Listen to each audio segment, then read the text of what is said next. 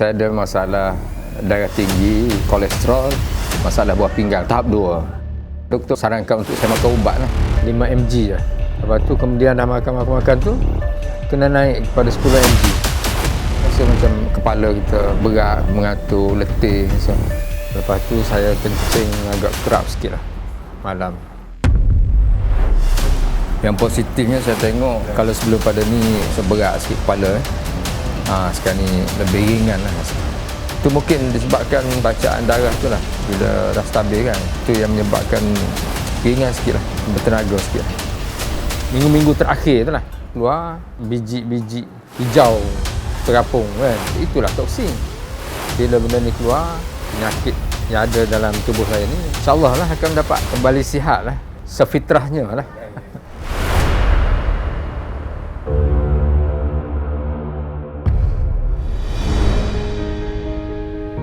Saya ada masalah darah tinggi, kolesterol. Dan doktor bagi tahu saya ada masalah buah pinggang lah, tahap 2. Lepas tu saya kencing agak kerap sikit lah malam.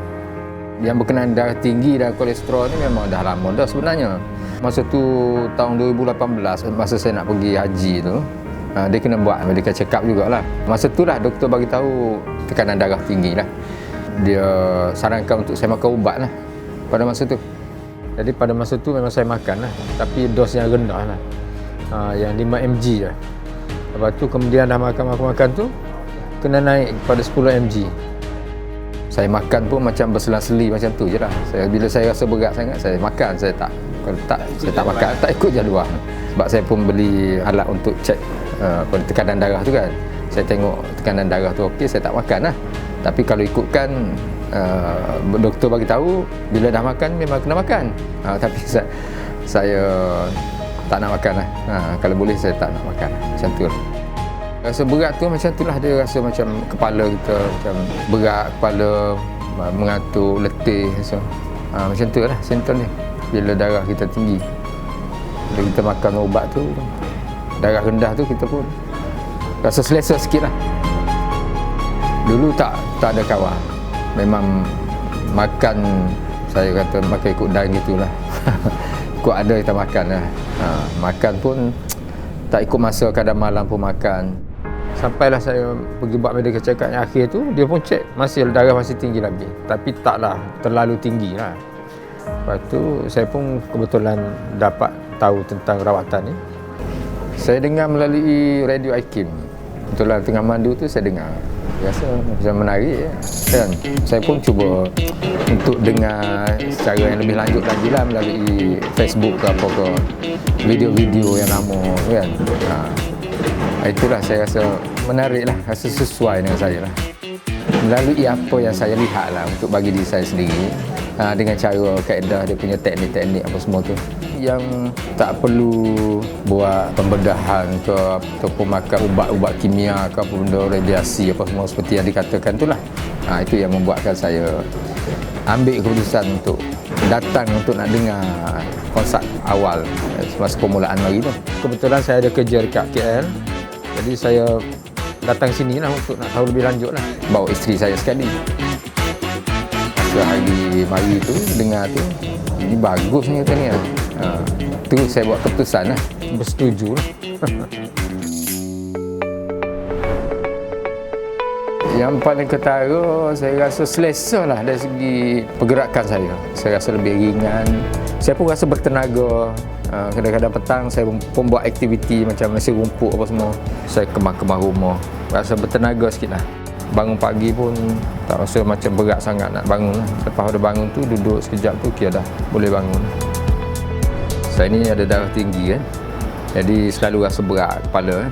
Jadi sekarang ni ringan sikit lah.